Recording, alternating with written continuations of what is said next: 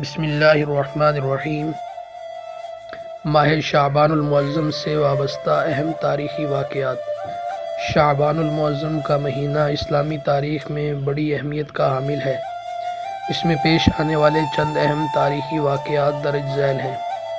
Number 1، شعبان سن 2 ہجری میں کعبۃ اللہ مسلمانوں کا قبلہ قرار پایا۔ اس سے قبل یعنی پہلے بیت المقدس مسلمانوں کا قبلہ اول تھا۔ نمبر 2، شعبان سن 2 ہجری میں ہی رمضان المبارک کے روزے فرض ہوئے۔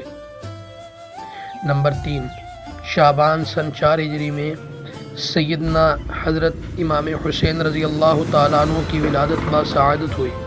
نمبر 4، شعبان سن 5 ہجری میں غزوہ بنی المصطلق پیش آیا۔ شعبان سن 6 ہجری میں سریہ دومت الجندل وقوع پذیر ہوا۔ شعبان سن 50 ہجری میں عظیم صحابی حضرت مغیرہ بن شعبہ رضی اللہ تعالیٰ عنہ کی وفات ہوئی۔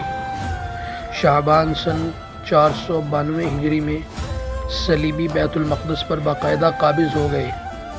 شعبان سن 582 ہجری میں سلطان صلاح الدین ایوبی رحمۃ اللہ علیہ نے بیت المقدس کو صلیبیوں سے آزاد کروایا۔